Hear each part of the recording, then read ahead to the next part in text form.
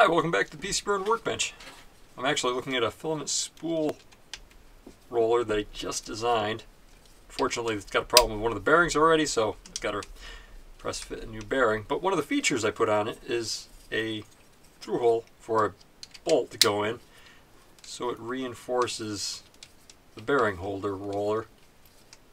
And that way you should be able to take it off with a screwdriver, pop it back on without completely destroying the thing, as I did on numerous of the other spool holders I used that were just straight plastic. So I'm going to see if that actually works as intended, or if it still blows apart. Here we go.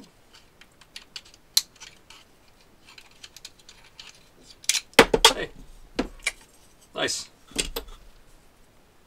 Let's see if I can press this out on the bench. Oh, wow, yeah, so that was pretty well damaged, that bearing. Let's see. That's the right size. Yeah. Just a previously damaged bearing, likely.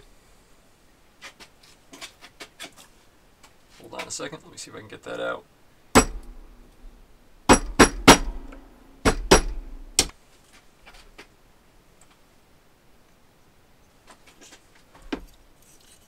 Actually, looking at the design more, I might go ahead and add some chamfering onto the roller to help guide it on.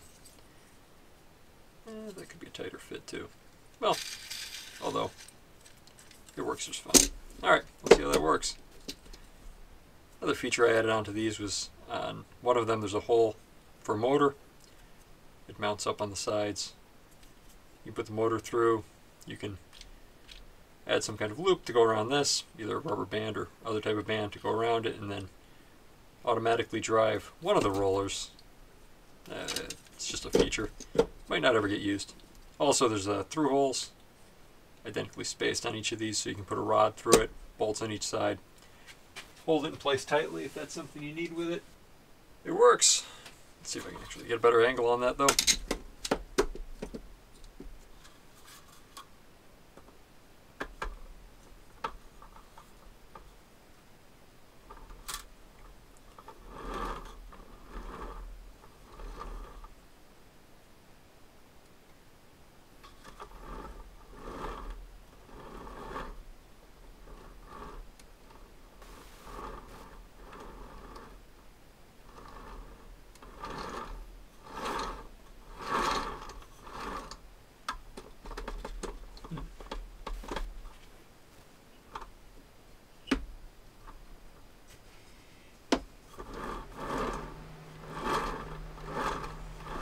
There we go.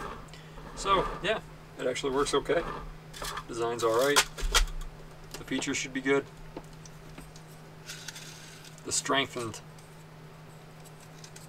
pins for the bearings should actually be a little better than the other one. There you have it. You can find it on Thingiverse.